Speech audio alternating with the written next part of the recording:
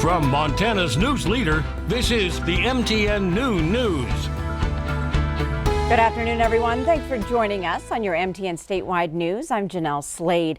Well, 85 new confirmed cases of COVID-19 and another 3 deaths, as well as a jump in cases reported across Montana this Monday. 2 of those victims are tied to a Billings long-term care center that has now lost 7 residents in the last week. On Sunday, 2 more female residents died at a Billings hospital and another at Canyon Creek Memory Care Facility. As of Friday, the total number of Canyon Creek residents and employees confirmed positive was 91. Now, that 3rd death reported by the state today is the Bighorn County woman who also died yesterday. Across the state today, active cases have jumped to nearly 900. 899 are reported after Gallatin County health officials confirmed another 41 active cases just moments ago. Now, that brings the total active cases in Gallatin County to 122. There are 339 active cases in Yellowstone County.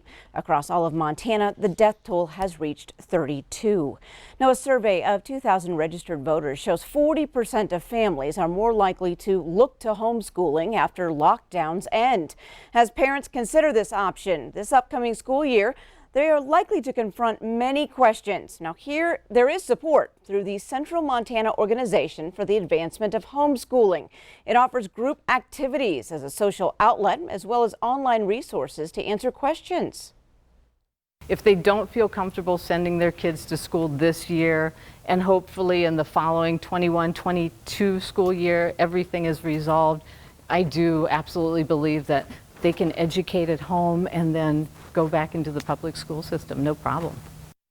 In Billings, as COVID-19 numbers grow, School District 2 Superintendent Greg Upham says he's sure staff and potentially students will be required to wear masks when school starts this fall. Absolutely. And that's because of where the evolution of the COVID virus in Yellowstone County is right now. Initially, I had shared that I wasn't in support of the masks unless we absolutely had to have them because of the management of them. Try and keep a mask on a kindergartner, right?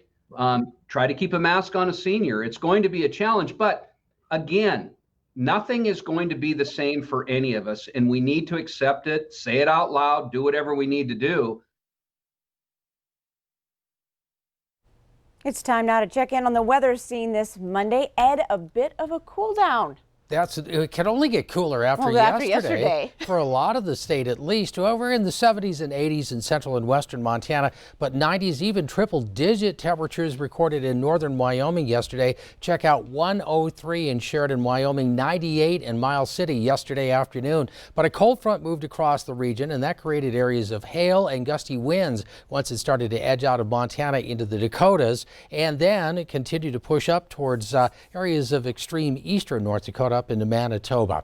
That storm system's out of the picture, but it's leaving behind a bit of a cool down. It doesn't last for long. We'll show you that coming up in a few minutes with a complete forecast, so stick around for that.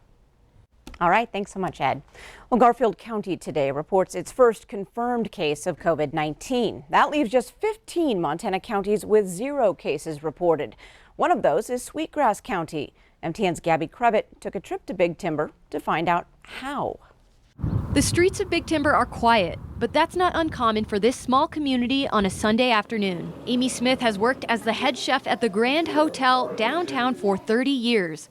She says people in town know how to keep to themselves, which is why she believes the county has no state-reported cases of COVID-19. We've had some tough winters the last few years, so yeah, we are used to staying at home, sitting on the couch, taking up knitting, stuff like that. Located in the corridors of I-90 and directly in the middle of both Gallatin and Yellowstone County, Sweetgrass County presents itself as an oasis. But within the last few weeks, the community has seen its share of increased foot traffic. We've had our rodeo already and Sweetgrass Fest. That was 2 weeks ago, so we'll see if we have a hit since then. Dr. Nancy Snyderman is a former national medical correspondent and now lives in Big Timber, where she runs her own business. She's not convinced that Sweetgrass County is COVID-free.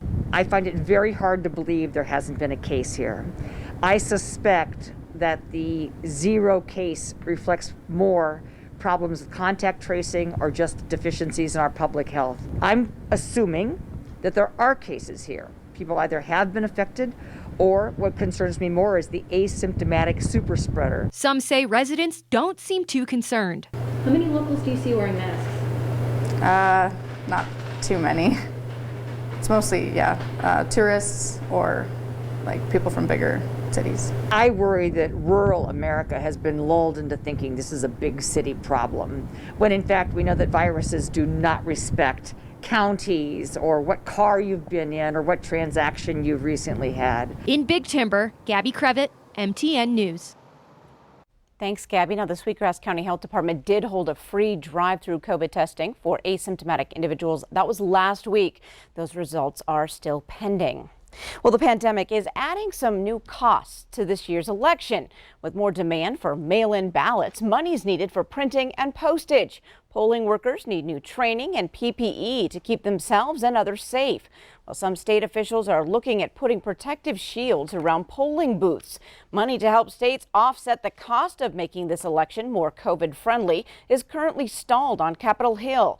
Republicans and Democrats have yet to agree on the next stimulus package. Well, some good news for bull riding fans here in Montana. After it canceled its annual April event here in Billings, the PBR will make a Metro Park stop later this summer. The 3-day competition will run from September 11th through the 13th. It will be one of 11 events leading up to the World Finals in Las Vegas, which is scheduled for early November. Arenas will max out at 50% capacity, and other social distancing guidelines will be followed. Billings has held a PBR event for 25 consecutive years. And the Washington Redskins will officially announce it is changing the team name today. The team will use a name that honors Native Americans and the military. That decision to make a change was spurred by pressure from numerous corporate sponsors, including FedEx, which owns the naming rights to Washington Stadium. Brands include Nike and Amazon. Brands like Nike and Amazon removed the Redskins merchandise from their online stores. Well, still ahead on your new news, there are more than 750 veterans buried at a Helena cemetery, many unaccounted for. A story about how Boy Scouts stepped up to help. Ed's in next first with your statewide weather. That's right after this.